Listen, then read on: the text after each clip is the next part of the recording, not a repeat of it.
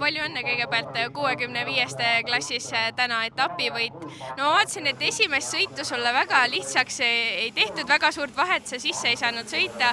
Küll proovis Henri sust mööda minna, siis proovis Gregor sust mööda minna. Kuidas sa ise oma esimese sõidu kokku võtaksid? No stardis ma nagu kuidagi läks natuke tagaratta peale, et ei saanud nagu, ma tulin liiga kiiresti taha otsa peale ja siis sain luustusest, Henrist luustusest ja siis sain korraks peale 4. hüpet sain mööda või noh, 5. hüppes toolist sain mööda ja siis tuli ta jälle sirge peal mööda ja siis lõpuks enne põlluhüpet läks ta väljast, siis ma sain sees tulla ja sain talle ette keerata. Aga teine sõit seevastu oli hoopis teistmoodi, et sa said päris pika vahe ju tegelikult sisse sõita. Nojah, sain stardist hästi minema ja siis sain kohe ees minna ja 2 ja 3 üle hüpata.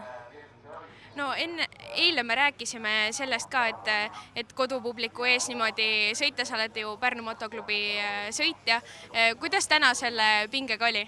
No täna oli ka suht samasugune, et kõik oli nagu nii ärevel. Aga kuulsid sa ikka, et kodupublik sulle kaasa elas? Ikka, muidugi. No kui me räägime natukene ka raja olukorrast, siis kuidas teiseks sõiduks rada oli? No täpselt selline, et ühtegi kohta panna, kuhu liiga üle kostetud ja oli hea. Mis sulle võib-olla kõige rohkem siin Pärnu raja juures meeldib?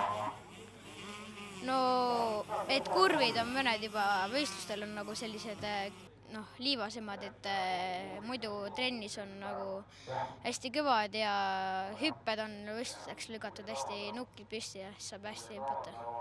Kui palju sa üldse võib-olla enne võistlusi said siin trennis käia? No, mingi 3-4 korda või isegi 5. Aitäh ja palju õnne veel kord!